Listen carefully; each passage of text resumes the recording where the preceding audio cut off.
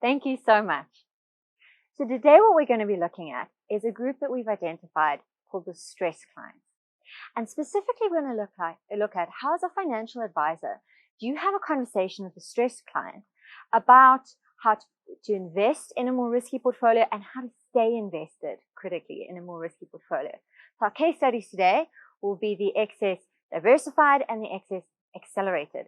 And we will really be investigating how do you have those specific conversations and hopefully give you some pointers that you can use practically in your business. So we hope you've seen that Ned Group Investments has done this personality report that we've put out into the market, where we've really looked at what are these key psychological drivers behind how people invest. And in looking at that, we were able to identify 6 key archetypes in the South Africa investing universe. One of these, one of the largest groups, is what we call the stress group. And the stress group makes up about 1 in 4 of the population of clients that we surveyed for Ned Group Investments.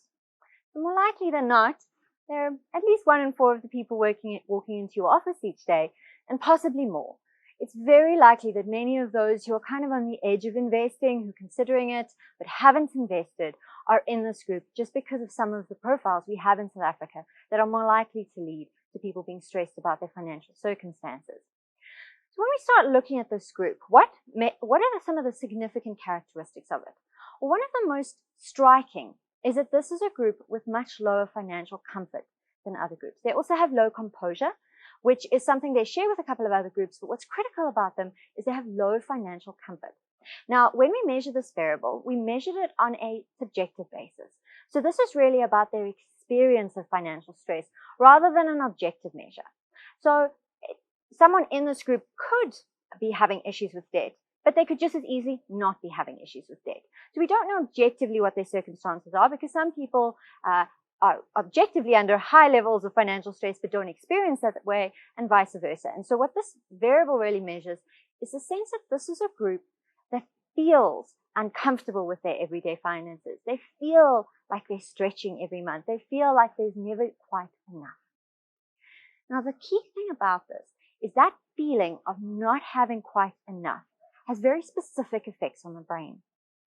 There are a couple of different ways to look at this, but today I'm going to lean on the work of Alder Shafir and Sandel Muller-Nason, who wrote the book Scarcity. And they really looked at the effects of any form of scarcity, particularly financial scarcity, can have on our brain and on our decision making. And they talked about a concept which they introduced of bandwidth tax, which is basically the idea that the more things we are stressed about, specifically in areas like finances, the more tax it creates in our brain. So even though we may be very intelligent or very emotionally aware or have all sorts of different cognitive skills, when we're under the stress, we have less access to those skills. In one of the studies they run, they found that people, if you measured at 2 different points in the year, specifically for sugar farmers, before the harvest and after the harvest, they found that in the period of financial stress before the harvest, you could have a difference in IQ measurements of 2 standard deviations.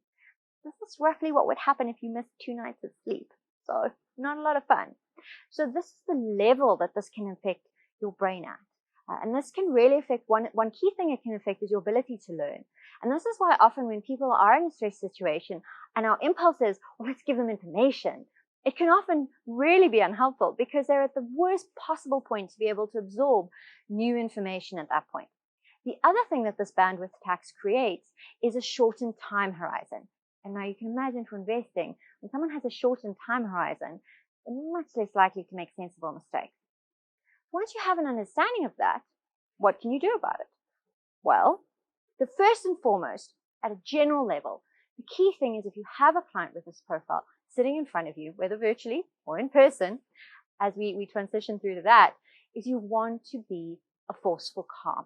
You really want to help them to calm down. So you can often see if a client is in this kind of state of mind. If their breathing is rapid, if their speaking is rapid, any of these kinds of indications, but also they may just tell you, I'm very worried, I'm very concerned, I don't think this will work. All that kind of language can clue you in that this is someone who's experiencing a high level of stress. And then very practically, you need to try and help them calm down. So one thing it's probably not a good idea to do is to ply them with stimulants. There are clients who it's a good idea to give them a cup of coffee, but this probably isn't one of them. Something that's a bit more calming will be more helpful. So sugary things, caffeine-rich things, probably not the best part of your conversation. But you also want to resist the urge to overwhelm them with information, especially if they're not used to charts and graphs and all these kinds of things that those of us in the financial world take for granted. You really want to keep that to a minimum. The key things that are going to land your point. And try not to go into educator mode. You don't want to lecture them. You don't want to try and impress them with how much you know. You want to calm them down. So that means you need to be calm. This isn't the client to tell them about all the exciting things and trends in the investment industry that are keeping you up at night or making you really excited. There are clients for that, but this is not one of those groups. So you really want to keep it very calm. You want to keep your explanations very simple. You want to listen attentively. You want to hear their concerns, particularly the emotion behind the concerns. What are they afraid of? What are they anxious for? And then mirror it back to them so that they feel like they've been heard. This can really help with reducing that anxiety. And then, of course, it's always helpful to bring in a little bit of humor just to lighten things up. So that's the general principle of how you can support this client when you're in an interaction with them. But how specifically do you have the conversation when their goals and aspirations mean that you need to be in a higher risk portfolio? Like, for instance, the excess diversified or the excess accelerated. What do you do then? How do you manage that conversation? And it's not just one conversation, as you'll know. There's the conversation up front to get them into the portfolio, but then there's the conversations that will come up along the way to keep them invested in the portfolio. And both are very important. Well, two tools that you can use from behavioral science. The first, at the outset, is to talk about tangible trade-offs. So that's what you want to do at the outset. In terms of keeping them invested, something you can do at the outset, but really is around keeping them invested, is what is called risk rehearsal. And these are two tools that can really help you to get the stressed client into the right portfolio. Let's start with tangible trade-offs. Tangible trade-offs are when you look at the effect of not choosing the right portfolio. And this is particularly important in this group, remember, because their financial comfort is low. Their wiggle room is low. So let's say, for instance, you were comparing something like the excess guarded and the excess diversified. And there's about a 2% difference in their CPI plus target. How do you have that conversation? You know the client needs to be in diversified. How do you get them from dropping down to guarded? Well, the thing with the stressed client is you really want to talk tangibly. So on the one hand, that's about what can they afford to save right now. The reality is if they were to go into a portfolio with an estimated return of 2% lower, they would need to contribute more, either on a monthly basis or as a lump sum. And so if you can make that tangible and say, can you afford that extra? If they're a stressed client, they can't. There are other profiles that might be able to, but not the stressed client.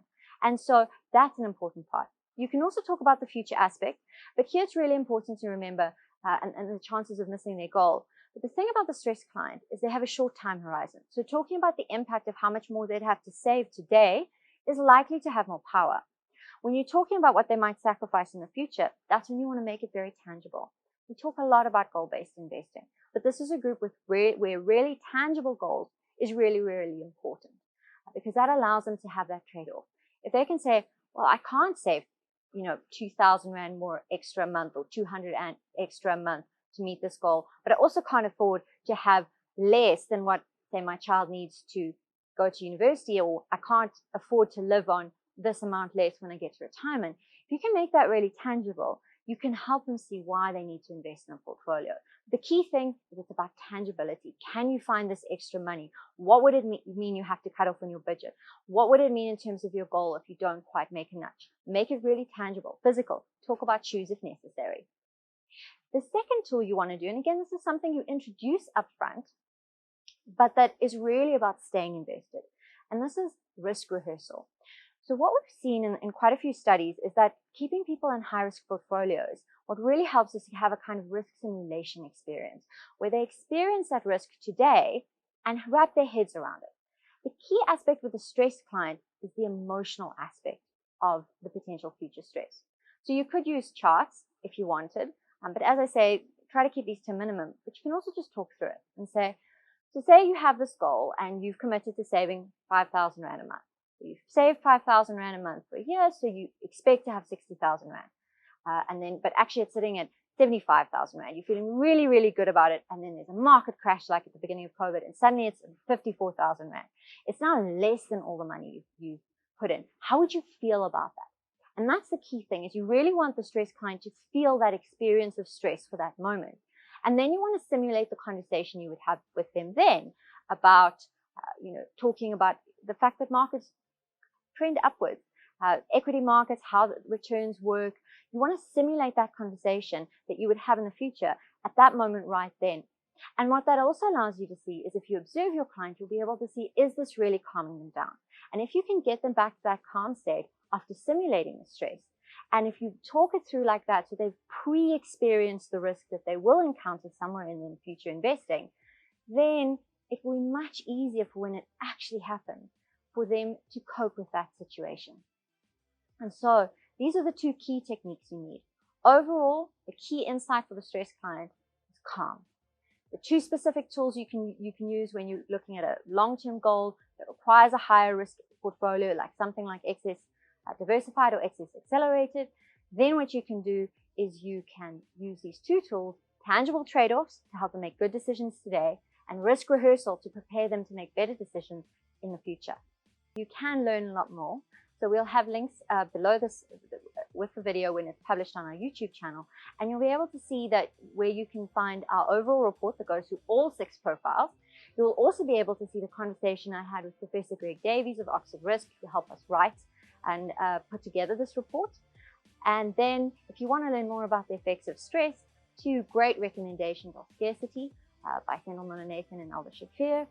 Or if you want a more biology-based description, then you can look at the work of Robert Sapolsky.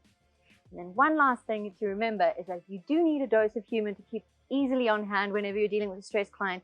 We always have at least one joke sitting for you in the Pulse report each month. Thank you so much.